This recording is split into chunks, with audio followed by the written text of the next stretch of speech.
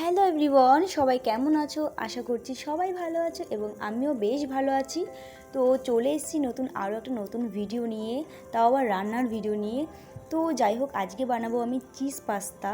তো তার জন্য তো প্রথমেই লাগবে আমাকে পাস্তা। তো দেখতে পাচ্ছ এখানে আমি পাস্তা নিয়ে নিয়েছি, পুরোপুরি এক বাটিও নিইনি, তো আধা বাটির মতন আমি এখানে পাস্তা নিয়ে নিয়েছি।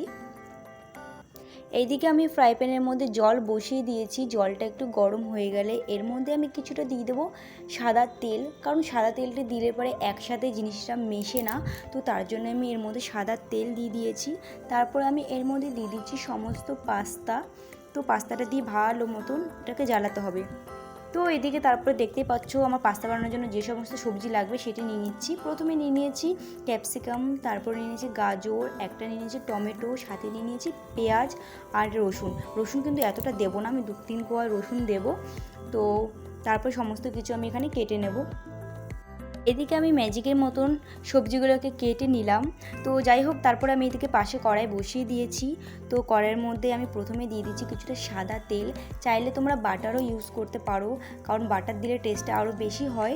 আমার কাছে এখন এই মুহূর্তে বাটার নেই, যার কারণে আমি সাদা তেল দিয়ে দিয়েছি। আর পারলে তোমরা একটু ঘিও দিয়ে দিতে পারো, ঘি দিলে কিন্তু টেস্টটা আরও বেশি হয়। ওর জন্য আমি কিছুটার মধ্যে ঘি দিয়ে দিচ্ছি। তো তেল গরম হয়ে গেলে এর মধ্যে আমি দিয়ে দেবো ক্যাপসিকাম কুচি, আর দিয়ে দেবো পেঁয়াজ কুচি আর গাজর কুচি। তো এই সমস্ত কিছু একসাথে ভালো করে মিশিয়ে নিতে হবে আমাকে। এর মধ্যে হালকা লবণ দিয়ে দিচ্ছি। তো পরে আমি আবারও লবণ অ্যাড করব, এখন অল্প লবণ দিয়ে এগুলোকে ভেজে নিচ্ছি।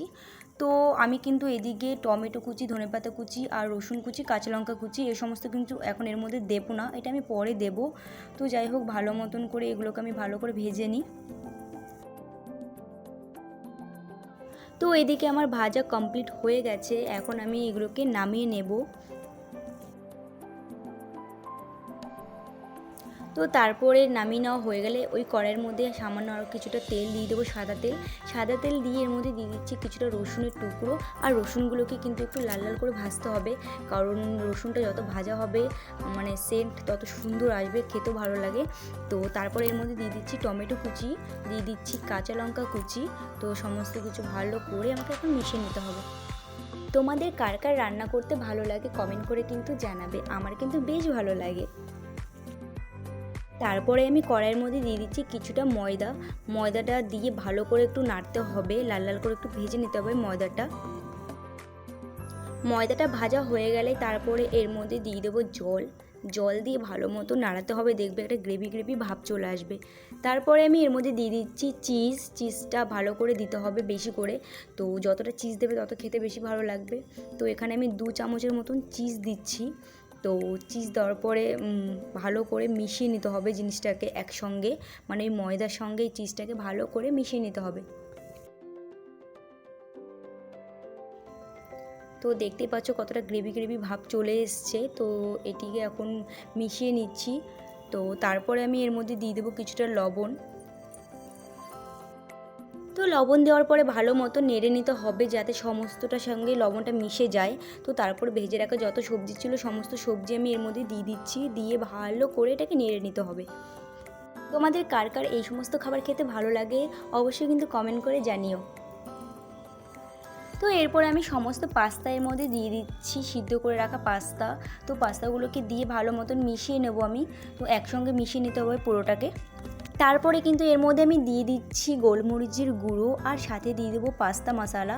তো এই পাস্তা মশলাটা নর্মাল তোমরা দোকান থেকে কিনে আসতে পারো, 5 টাকা নেবে। তো এই মশলাটা এর মধ্যে অ্যাড করে দিতে হবে। পাস্তা মশলা দেওয়ার পরে ভালো মতন মিশিয়ে নিতে হবে সমস্ত কিছু একসঙ্গে। দেখতেই পাচ্ছ কত সুন্দর গ্রেভি ভাব চলে এসছে। তো তোমরা চাইলে কিন্তু এটাকে আরও একটু ঝোল রাখতে পারো, মানে একটু জল বেশি দিয়ে একটু করতে পারো, বা শুকনোও করতে পারো। তো আমার এদিকে দেখতেই পাচ্ছ জলটা পুরো শুকিয়ে গেছে, খেতে কিন্তু তাও ভীষণ টেস্টি হয়েছিল। তারপরে আমি উপর থেকে ধনেপাতা ছড়িয়ে দিয়ে দিলাম এর মধ্যে, আর এদিকে আমাদের পাস্তা একেবারে রেডি হয়ে গেছে। তো এখনই মানে আমি ভয়েস দিচ্ছি, তাই আমার খেতে ইচ্ছা করছে, মানে এতটা টেস্টি হয়েছিল কি আর বলবো। তো প্রচুর সুন্দর হয়েছিল। তো তোমরাও কিন্তু একবার ট্রাই করে দেখো এইভাবে। তো ভিডিওটা কেমন লাগলো তোমাদের অবশ্যই কিন্তু কমেন্ট করে জানিও। তো দেখা হবে নতুন কোনো ভিডিওর সঙ্গে, ততক্ষণের জন্য ভালো থাকবে, সুস্থ থাকবে, টাটা।